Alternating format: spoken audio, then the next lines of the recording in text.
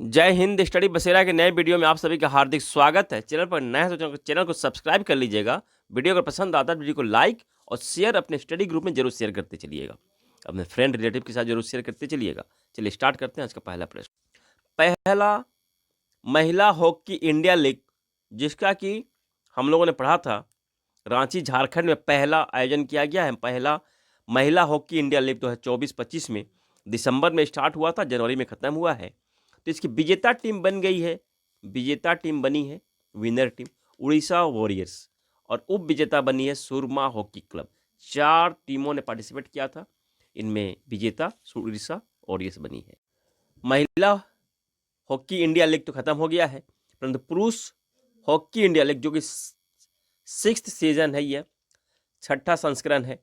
यह आयोजन हो रहा है 28 दिसंबर से 2024 में 1 फरवरी 2025 तक इसका आयोजन चल रहा है। कहाँ? तो बिरसा मुंडा स्टेडियम राउरकेला में इसका आयोजन किया जा रहा है। चलिए हॉकी से संबंधित और भी प्रश्न है, उसे भी देख लेते हैं। तो पहला संस्करण जो महिला हॉकी इंडिया लीग है उसका ध्यान रखिएगा, विजेता टीम उड़ीसा वॉरियर्स बन गई है, और उप विजेता का भी नाम ध्यान रखिएगा, सुरमा हॉकी क्लब बनी है। तो भारतीय पुरुष हॉकी टीम के कैप्टन कोच कौन है? तो ग्रेग फुलटन है, जो कि साउथ अफ्रीका से बिलोंग करते हैं, ग्रेग फुलटन। भारतीय महिला हॉकी टीम के कोच हरिंदर सिंह है।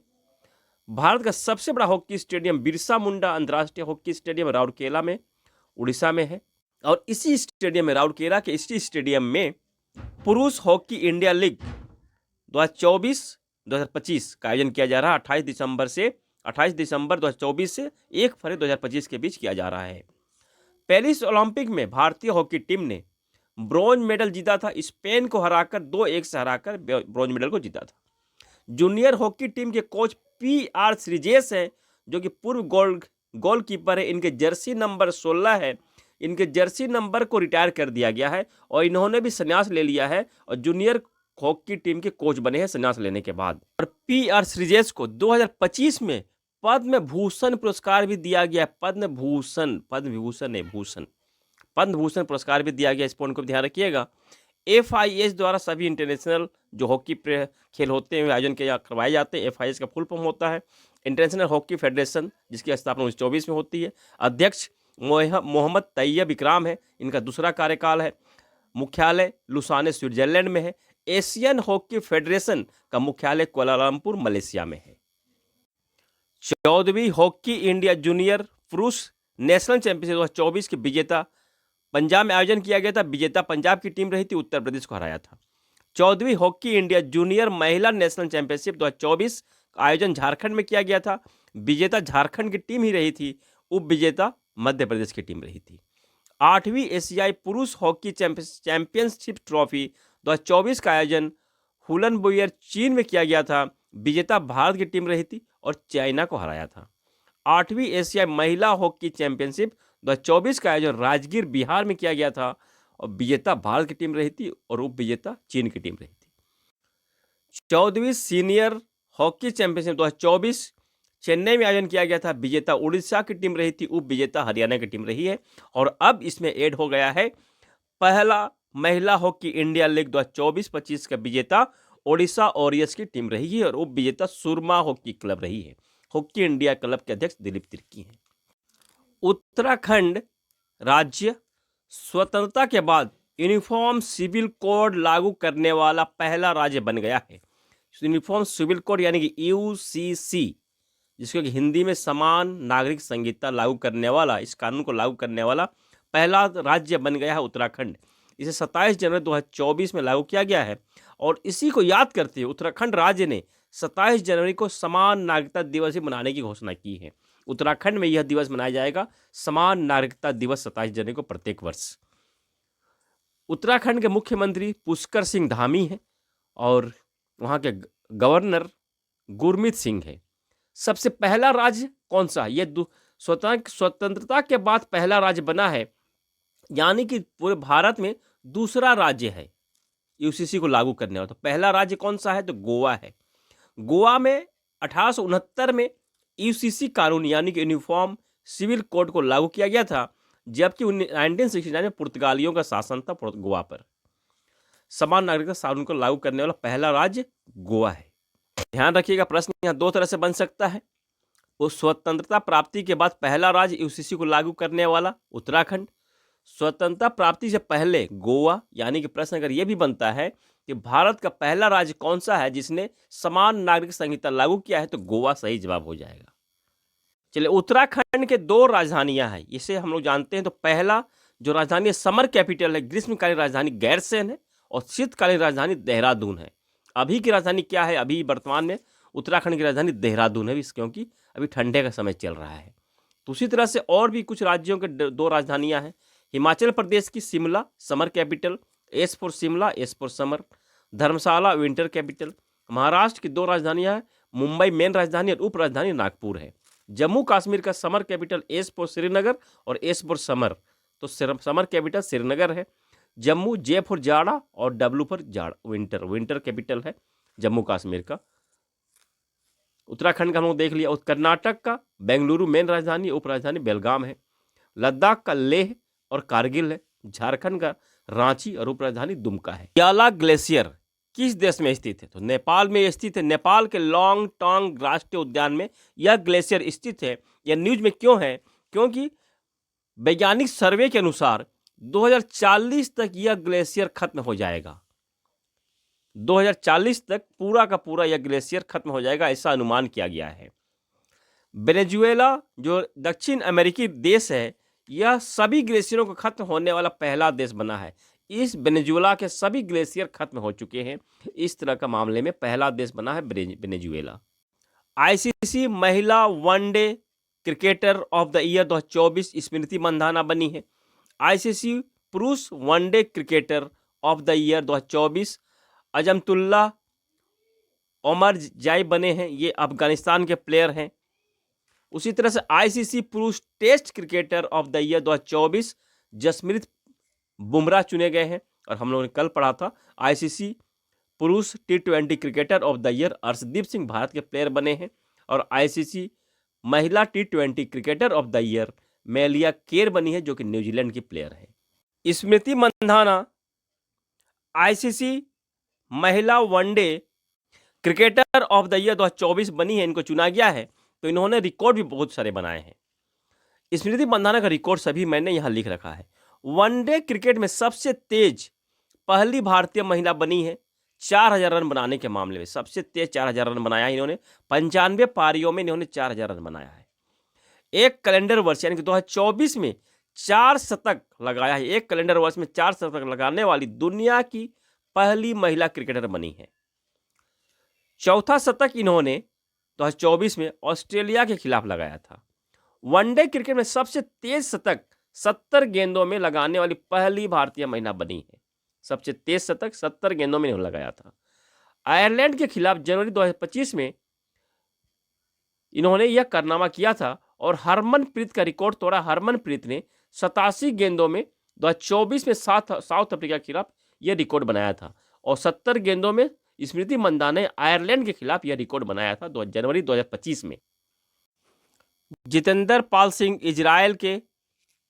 इजराइल में भारत के राजदूत नियुक्त हुए हैं। जितेंद्र पाल सिंह इजराइल अभी न्यूज में, इसलिए पॉइंट को ध्यान रखिएगा। डॉक्टर KM चेरियन इनका निधन हो गया है। डॉक्टर KM चेरियन इनका निधन हो गया है। केरल से बिलोंग करते हैं। इनका निधन बेंगलुरु में हुआ है। इनका जन्म परंतु केरल में हुआ था। जनवरी 2025 25 जनवरी को इनका निधन हो गया है केरल में, बेंगलुरु में। ये न्यूज में क्यों है? क्योंकि भारत का पहला हृदय फेफड़ा प्रत्यारोपण करने वाले ये डॉक्टर हैं। भारत का पहला हृदय फेफड़ा प्रत्यारोपण किन्होंने किया था? KM चेरियन द्वारा किया गया था।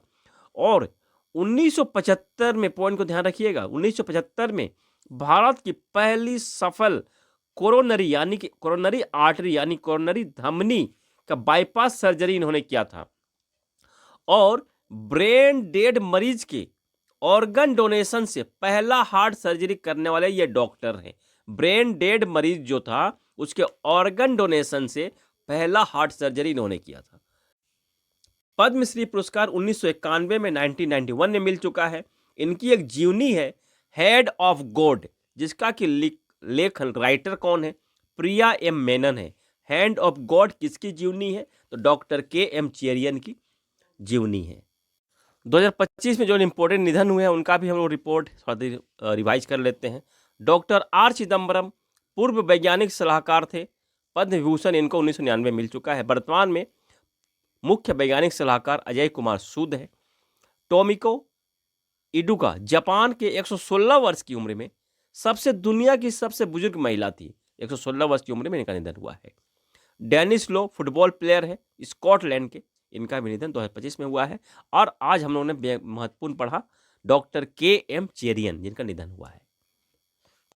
इसरो का 100वां मिशन NVS-02 ये उपग्रह है, लॉन्च किससे किया जाएगा, किस रॉकेट से, GSLV F-15 रॉकेट से, यानी कि जियो सिंक्रोनस सैटेलाइट लॉन्च व्हीकल। ये GSLV का फुल फॉर्म है, इस पॉइंट को भी ध्यान रखिएगा। इस रॉकेट से NVS-02 उपग्रह को लॉन्च किया जाएगा 29 जनवरी 2025 में सतीश धवन श्री अंतरिक्ष केंद्र श्रीहरिकोटा आंध्र प्रदेश से इसे लॉन्च किया जाएगा। यह भारत के लिए यह उपग्रह क्या काम करेगा, तो भारत के लिए सटीक नेविगेशन एंड प्रोसेसिंग सेवाएं प्रदान करेगा 1500 किलोमीटर दूर तक। तो 29 जनवरी को इसे लॉन्च किया जाएगा, 29 जनवरी 2025 में। तो इस उपग्रह की लाइफ टाइम कितनी है, प्रश्न अगर बनता है तो उपग्रह की लाइफ टाइम है 12 वर्ष, 12 ईयर्स इसकी लाइफ टाइम है। इसरो का 29 जनवरी को तो 100वां मिशन लॉन्च किया जाएगा। तो 99वां मिशन क्या था, तो 99वां मिशन इसरो का स्पेडेक्स मिशन है, जो कि सफल परीक्षण हो गया है। चौथा देश बन गया है भारत सफल परीक्षण करने के मामले में डॉकिंग सिस्टम के मामले में चौथा देश बन गया है। लॉन्च किया गया था 30 दिसंबर 2024 में, और ये 99वां मिशन था। रॉकेट कौन सा था, PSLV C60, और दो उपग्रह गए थे, SDX-01 चेंज ये चेजर था, और SDX-02 ये टारगेट था, और इन दोनों उपग्रह को ही डॉकिंग की गई है अंतरिक्ष में। इसरो के अभी अध्यक्ष कौन है, 11वें अध्यक्ष है डॉक्टर V नारायणन। तीसरा लॉन्च पैड बनने की मंजूरी मिली है, 3,984 करोड़ का बजट का मिला है, इसकी मंजूरी मिली है। कहाँ बनेगा, श्री सतीश धवन अंतरिक्ष के श्रीहरिकोटा में बनेगा, और यह NGLV रॉकेट को लॉन्च करने में सक्सेस होगा। भारत का अंतरिक्ष स्टेशन बनाने का लक्ष्य 2035 तक है। चंद्रमा पर मानव उतारने का लक्ष्य 2040 तक है। ये तो NGLV हम लोग देखा, तीसरा लॉन्च व्हीकल होगा, लॉन्च पैड होगा। पहला जो PSLV और SLV है, लॉन्च ये रॉकेट को लॉन्च करता है, और दूसरा जो लॉन्च पैड है GSLV और LBM-3 रॉकेट को लॉन्च करता है। तीनों के तीनों श्री सतीश धवन अंतरिक्ष केंद्र पर ही स्थित है, श्रीहरिकोटा आंध्र प्रदेश में ही स्थित, तीनों के तीनों लॉन्च पैड। राष्ट्रीय भौगोलिक दिवस 27 जनवरी को मनाया जाता है। थीम रखी गई है 2025 की, संरक्षण और स्थिरता का समर्थन, ये थीम है राष्ट्रीय भौगोलिक दिवस। और ये इंपॉर्टेंट प्रश्न क्यों बनता देख लीजिएगा। यह राष्ट्रीय भौगोलिक समिति की स्थापना 27 जनवरी 1888 में की गई थी, और कहाँ की गई थी, वाशिंगटन डीसी में। वाशिंगटन डीसी अमेरिका में की गई थी 27 जनवरी को राष्ट्रीय भौगोलिक समिति की स्थापना। इसीलिए 27 जनवरी को राष्ट्रीय भौगोलिक दिवस मनाया जाता है प्रत्येक वर्ष। थीम को भी ध्यान रखिएगा, स्थापना वाशिंगटन डीसी में की गई थी, ये प्रश्न इसलिए इंपॉर्टेंट बनता है। एक दो स्लाइड पुराने न्यूज भी दे देता हूं मैं, इसे आप लोग रिवाइज कर लीजिएगा। मैं यहाँ रिवाइज नहीं करा रहा हूँ, आप लोग देख लीजिएगा। अगर मैं रिवाइज करवाऊंगा तो 11 मिनट का ऑलरेडी 13 मिनट का हो चुका है, 14 मिनट का करीब, तो और भी 19-20 मिनट का वीडियो बन जाएगा। ये एक स्लाइड मैंने दिया, और एक स्लाइड ये भी ले लीजिए, इस स्लाइड को भी रिवाइज कर लीजिएगा, अगर रिवाइज करना बहुत ज़रूरी है। और एक स्लाइड देता हूँ, ये स्लाइड भी ले लीजिए, ये भी स्लाइड बहुत ज़रूरी है।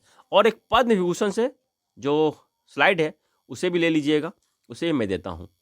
तो पद्म विभूषण वाला, पद्म श्री पुरस्कार वाले, ये कभी सभी ये जो पद्म विभूषण पुरस्कार दिए गए हैं, ये सात लोगों को, 7 व्यक्तियों को दिया गया पद्म विभूषण पुरस्कार। और यहाँ दिया गया था पद्म भूषण पुरस्कार दिया गया था 19 लोगों को, पद्मश्री पुरस्कार दिए गए थे 113 लोगों को। टोटल पद्म पुरस्कार टोटल 139 लोगों को दिए गए हैं। इस पॉइंट को भी ध्यान रखिएगा। चलिए, आशा करता हूँ सेशन पसंद आया है। इसी आशा और उम्मीद के साथ मिलते हैं नए वीडियो में, तब तक के लिए जय हिंद, स्वस्थ रहें, मस्त रहें, धन्यवाद, जय हिंद।